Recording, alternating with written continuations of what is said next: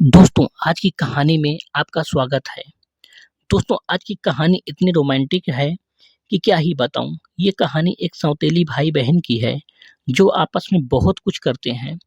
आगे कहानी में जो आपको पता चलेगा, तो चलिए कहानी को सुनते हैं। रात को मैं अपने कमरे में बैठा था, तभी मेरी दीदी कमरे में आई। मैंने कहा, "क्या हुआ दीदी? तुम इतने समय मेरे कमरे में क्या कर रही हो?"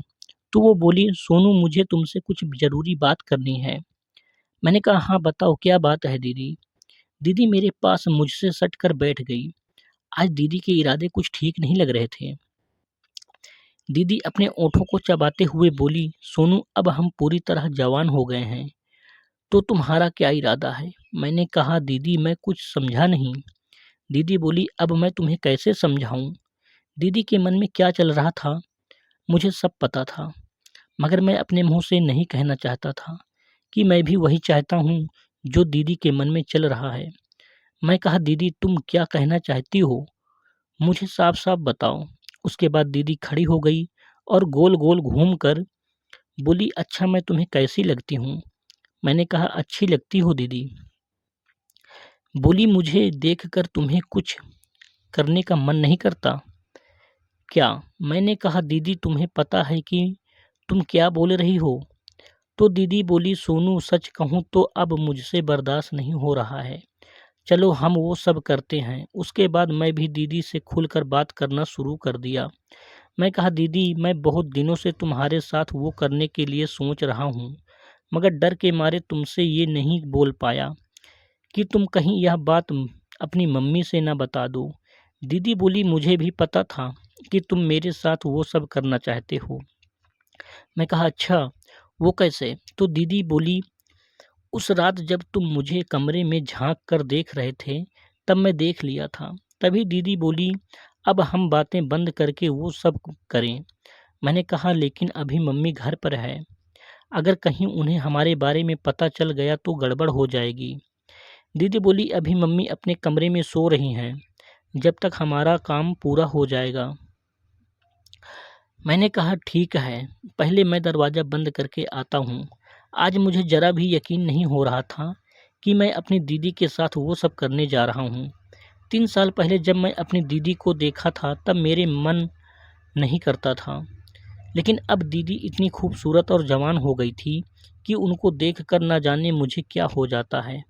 दोस्तों, एक दिन मैं दीदी को उनके कमरे में बिना उसके देख लिया था। उसी दिन से मेरा उनके साथ कबड्डी खेलने का मन बन गया था। अब मैं दीदी के साथ वो सब करने के लिए मौके की तलाश कर रहा था। घर में मेरी सौतेली मम्मी भी रहती थी, इसलिए मुझे दीदी के साथ वो सब करने का मौका नहीं मिलता था। दोस्तों, मेरी दीदी मेरे साथ वो सब करने के लिए कैसे तैयार हो गई, तो कहानी को पूरा ज़रूर सुनना। दोस्तों, जब मैं 3 साल का था, तब मेरी मम्मी चल बसी थी। उसके बाद मेरे पापा ने दूसरी शादी कर ली, ताकि मुझे मम्मी की कमी महसूस ना हो। जो मेरी सौतेली माँ थी, वो मुझे बहुत जानती-मानती थी। धीरे-धीरे 3 साल बीत गए और इस बीच में सौतेली माँ को एक लड़की पैदा हुई। हम लोग बहुत अच्छे से अपना जीवन बिता रहे थे। जब मैं 17 साल का हुआ तो मेरे पापा भी मुझे मम्मी की तरह छोड़कर चले गए।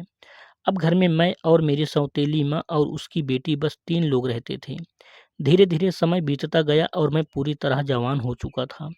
मेरी सौतेली बहन, वो भी दिखने में पूरी तरह जवान और खूबसूरत हो गई थी। कभी-कभी जब मैं उसको देखता तो मेरा मूड बन जाता था। वो थोड़ी अय्याश किस्म की लड़की थी। हर 2 महीने में वो अपने बॉयफ्रेंड बदला करती थी और वो अक्सर बॉयफ्रेंड को मेरे घर पर भी लेकर आया करती थी और उसे ऐसा करने से उसकी माँ भी नहीं रोकती थी। एक दिन मैं उसकी माँ यानी सौतेली मम्मी से कहा, "तुम अपनी बेटी को समझा दो कि यह मेरा घर है और बिना मेरी मर्ज़ी के वो किसी को इस घर में ना ही लाए।"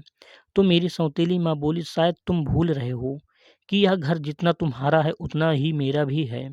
बस फ़र्क इतना है कि तुम्हारे पापा ने सब कुछ तुम्हारे नाम कर दिया है और मुझे फूटी कौड़ी नहीं दी। अगर हमारा इस घर में रहना तुम्हें इतना ही बुरा लगता है, तो ये घर बेच दो और हमारे हिस्से के पैसे हमें दे दो, हम चले जाएँगे।" यहाँ से मैं सोचा, पता नहीं पापा ने दूसरी शादी क्यों कर ली। शाम को मैं अपने कमरे में लैपटॉप पर काम कर रहा था। तभी दीदी मेरे कमरे में आई और वो मेरे पास सट कर बैठ गई। इससे पहले मुझे कुछ समझ में आता वो अंदर से दरवाज़ा बंद करने लगी। मैंने कहा, दीदी तुमने दरवाज़ा क्यों बंद कर दिया। तो वो धीरे धीरे मेरे पास आई और बोली, सोनू अब हम दोनों जवान हो गए हैं।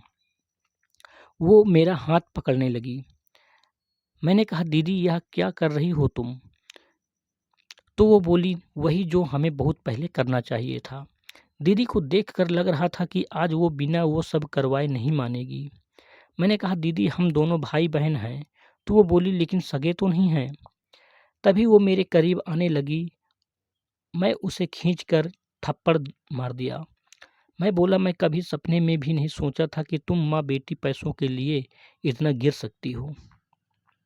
कल दोपहर में मैं तुम दोनों की बातें सुन लिया था। दरअसल कल दोपहर में जब मैं अपने काम से वापस घर आया था तो मेरी सौतेली माँ अपनी बेटी से कह रही थी कि तुम किसी तरह सोनू को अपने प्यार की जाल में फंसा लो, फिर सारी जायदाद हमारे नाम हो जाएगी। तो उसकी बेटी बोली, माँ मुझे नहीं लगता कि सोनू हमारे जाल में फंसेगा। उसकी माँ बोली, अगर तू उसे अपना दीवाना नहीं बना पाई तो बेकार है तेरी जवानी। इससे पहले मैं कुछ कहता इतने में सौतेली माँ भी आ गई। मैं कहा, तुम पैसों के लिए अपनी बेटी की जवानी का फ़ायदा उठा रही हो। उसके बाद वो दोनों कुछ नहीं बोली और चुपचाप मेरे कमरे से चली गई।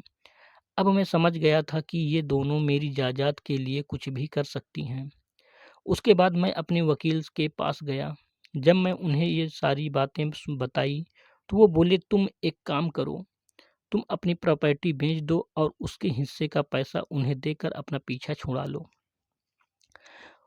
उसके बाद मैं अपना घर बेच दिया और उन्हें पैसे दे दिए।